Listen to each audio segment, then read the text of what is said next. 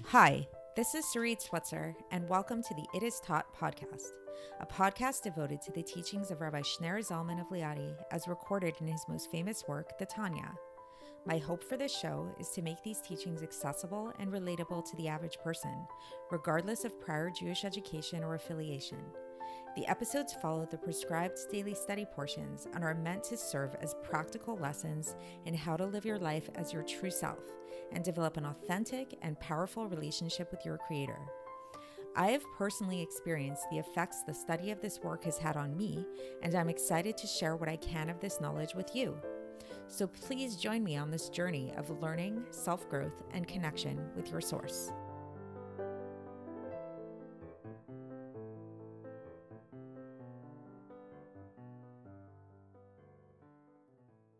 Hi, and welcome to the It Is Taught podcast. This is episode 556 for the 12th of Sivan in a regular year.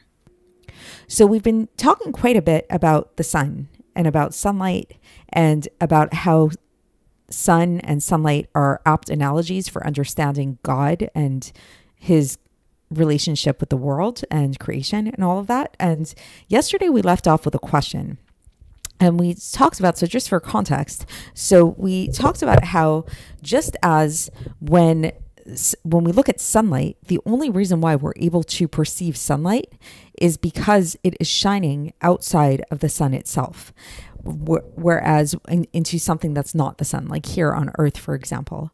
Whereas were we to take those very same rays of sunlight and shine them back inside of the Earth, then those rays of sunlight would cease to exist because they'd be shining back in their origin, in their source.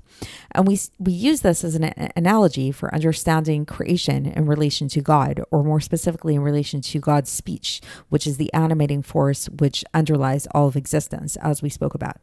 And so we talked about how if we were to really see the source of all of creation, which is really the speech of God, it would cease to exist because we'd see it in its origin, in its source.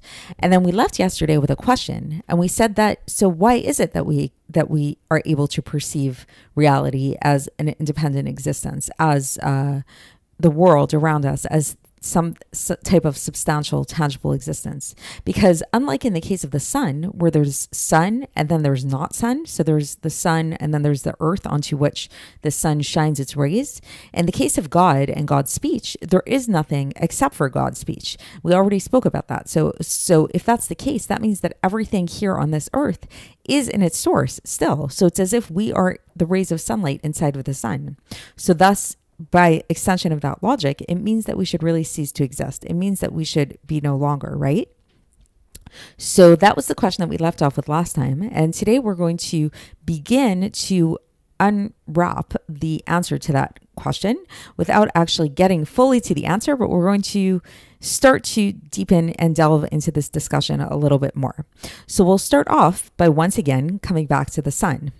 And so interestingly, that even in the case of the sun, which is something separate from the world around it, so it's not exactly like God's speech, it's slightly different in that way, but even in the case of the sun, we don't actually perceive the sun in all of its glory, right? Like we all know that we have to put on sunglasses when we go outside when it's a really sunny day.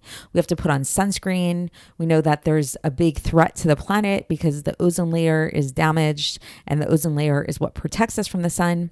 And even on a more essential level, when we actually look at the body of the sun itself, then the sun itself actually has a bunch of layers to it. So it's not just like, so the sun that we're seeing, even when we have our sunglasses on, is not truly the sun itself. All we're seeing are the outer layers of the sun. So if you'd like to get technical, just some interesting facts if you'd like to know, the sun actually has 3 inner layers that we don't actually see at all, that have nothing to do with our perception. They're totally not related to us. Those 3 inner layers of the sun are the core of the sun, the radiative zone of the sun, and the convection zone of the sun. So those 3 inner layers of the sun are totally imperceptible by us. Then the sun has 4 outer layers, and those 4 outer layers is basically technically what we mean when we say that we see the sun. Those 4 outer layers from inner to outer are the photosphere, the chromosphere, the transition region, and the corona. So really the first layer of the sun that we're able to perceive on any level at all with our visual eyes are is the photosphere. The reason why I bring this up is to talk about, and this is what the Alter Rebbe is going to talk about today, is how even though the sun may not be the most perfect analogy for understanding God and the way God relates to his creation, it can be helpful in certain respects. And one way that it can be helpful to us in understanding how it is that we have a sense of our own independent existence is to look at the fact that even in the case of the sun has some kind of protective shield around it to allow us to perceive it. Because without that protective shield, or several protective shields, in fact, including our own protective shield of the ozone layer, we wouldn't be able to experience that sun directly. So it's not so simple that there's just like the sun and then the earth. There's actually a whole bunch of layers in between that protects the earth from experiencing the sun and allowing those rays of sunlight to have an existence down here. So too will we learn, lahavdil, when it comes to God, that there is some kind of protective shield that God has, that God uses in order to have himself express himself to us and to have us perceive him and to perceive ourselves as independent creations. So let's get straight into the text and see how the Alter Rebbe explains all of this. And we're beginning a new chapter today, chapter 4 of Sha'ar, HaYichud, V'Emunah. And so here we go. So the Alter Rebbe begins this section today by quoting a verse from Tehillim, chapter 84, verse 12, where it says, Ki shemesh umagen Hashem Elokim. So what that literally means is that for a sun and a shield is God your God. So sounds kind of abstract, sounds a little bit obscure. So we're going to try to break that down a little bit. So let's go back and read that a little slower. So Ki shemesh umagen Hashem Elokim. So for the sun and a shield is God your Lord. So a sun and a shield. So that word shield, or in Hebrew magen, is alluding to the fact that the sun has a shield to it, as we referenced in the introduction. And so, like we mentioned, the sun has a shield around it, or it has a protection, like a sheath around it, in order for creation to be able, in order for created beings to be able to handle it, in order for us to be able to bear the heat of the sun and the rays of sunlight from the sun. And this is alluded to by the sages in the Gemara, in Masachet Nedarim, page 8b, where it says, La'atid lavo hakadosh baruch hu motzi chama min dartika rasheim nidonin ba'chulei, which literally means that in the future to come, meaning when the Mashiach comes, then God will take the sun out from its sheath and the wicked will be punished by it. So this is an allusion again to the fact that the sun has some kind of shield around it, and that in the future to come, then this shield will be removed and then the wicked people will experience it directly. And so now and this is actually something which will be explained, just teaser alert, it will be explained elsewhere in Tanya what this means and this punishment that will come about by way of the sun. But for our purposes now, the main thing to know is that there is a shield around the sun that allows us to be able to handle it, for us to be able to bear its light.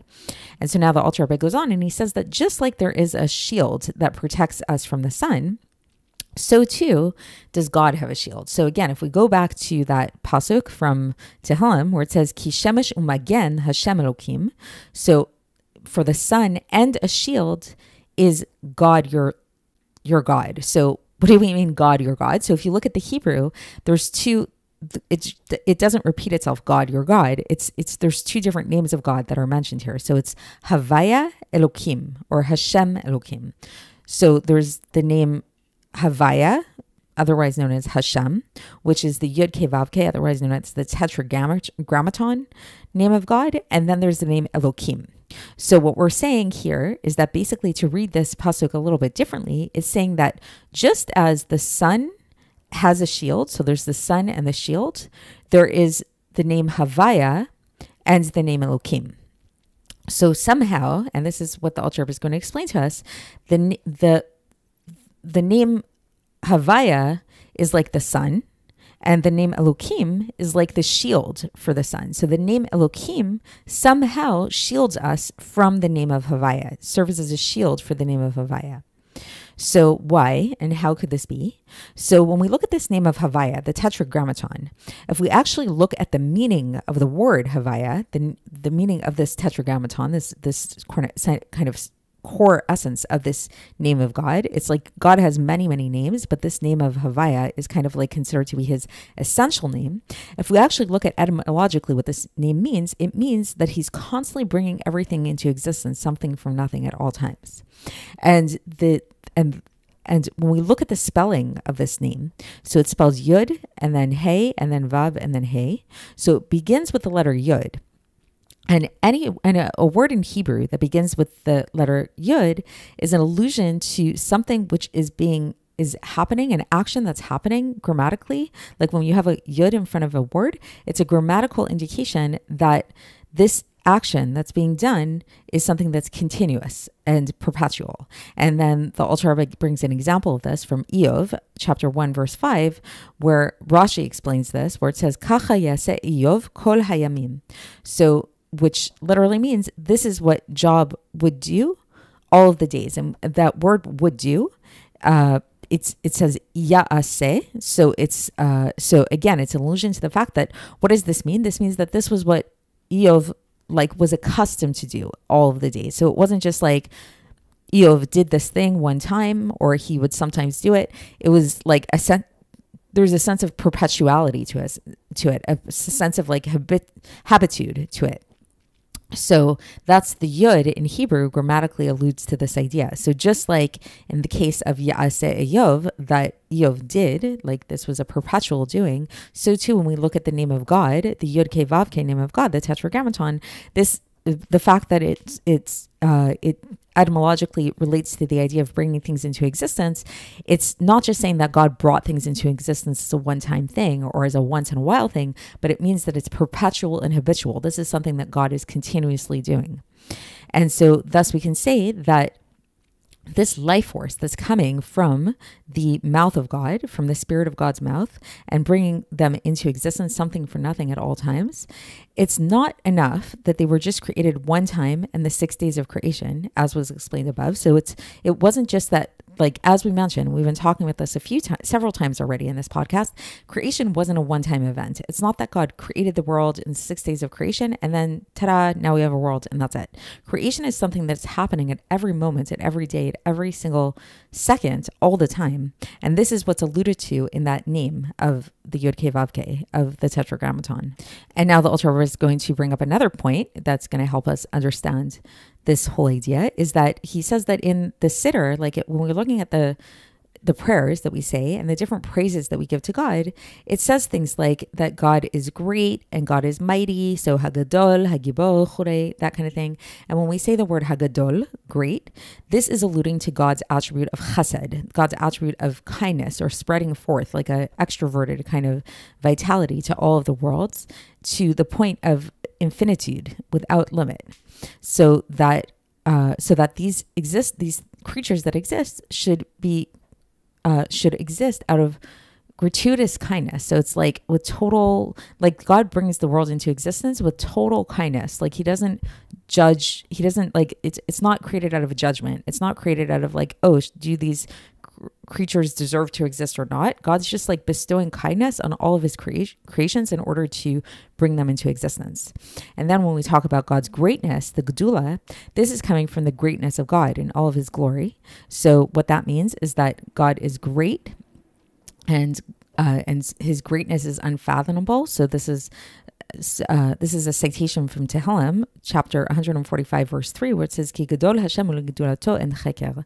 So God is great and his greatness is unfathomable. And so thus when God creates the world, he does this in this very infinite kind of way, like in an unlimited way, making unlimited worlds and unlimited creatures, because, and this is where the Alter Rebbe concludes, is that it's the nature of the good to do good. So because God is the source of all goodness and the source of all chesed and the source of all greatness, then it is his nature to give and to do good and to create the world. So That's the end of this section. So if I could just kind of bring it all together, and we're kind of left here on a little bit of a cliffhanger, like at the middle of a sentence almost kind of thing, because we haven't really answered the question yet. So again, the question was, how is it that we can perceive ourselves to be independent entities, to have a sense of independent existence, if we are inside of our source at all times, unlike the rays of sunlight that are inside the sun? So we didn't get the answer just yet, but today we're going on a little bit of a tangent to help us get there. And the way that we did this is the Ultra River brought up a few points, which kind of might seem a little bit disconnected right now, but then hopefully they will all come together in future episodes. So point number one was this, again, going back to this idea of the sun, and how as much as we do talk about the sun and its sunlight, its rays and sunlight, and how we all perceive sunlight because we're here on Earth, it's not so simple. And that in fact, the sun itself actually has many layers to it that allow us to perceive its rays. Otherwise, we wouldn't be able to perceive its rays, perceive the sun at all. And it would be too intense for our eyes. We then talked about the fact that in the future, actually, God is going to remove these protective shields from the sun, and the wicked people will actually be judged and be punished by the rays of the direct exposure to the sun. Then we started getting into this whole discussion about God's names and about the relationship between God's two very foundational names, the name Yud-Ke Vav-Ke and the name Elohim, and how somehow this name Elohim serves as a protective layer for the name Havaya, just like the protective layers of the sun serve as a protective shield for the sun itself. And we talked about how etymologically this more essential name of God, this name of Yud-Ke Vav-Ke that needs to be shielded from us, etymologically is related to the idea of existence, of bringing things into existence. And it grammatically alludes to the fact that this is not just a one-time event that creation happened, but it's something that's happening perpetually and continuously at all times. And then finally, we talked about God's greatness and God's kindness and God's glory, and just about how it's the nature of God to bestow goodness and kindness upon all of his created beings. So that's it. And so my takeaway from this section really is to really give us a sense, first of all, that God is really great and God is truly bringing everything into existence, something from nothing at all times, which is something that we learned. And the greatness of God needs some kind of protective shield. So we're getting a sense at the answer here. We're getting a little bit of a glimpse into what the answer to our question might be. That there needs to be some kind of shield. That truly, it is true that if we were to experience God in a direct way, then we wouldn't be able to exist. We wouldn't be able to perceive ourselves as having independent existence. And in fact, even in terms of the sun, which is our nice analogy that we keep coming back to, even this sun, which is a created being, needs a protective layer in order for us to experience it. So all the more so does God need some kind of protective layer in order for us to be able to experience him and for us to experience ourselves in relation to him. So we'll get into these ideas a little bit more as we continue through this chapter. And so stick with it and bear with me, and we'll continue with this tomorrow. I'll speak to you then. Thanks for listening to the It Is Taught podcast, hosted by Sarit Switzer. This podcast is dedicated in loving memory of my maternal grandfather, Avraham Yitzchak ben Binyamin HaKohen of blessed memory. Music by Shoshana.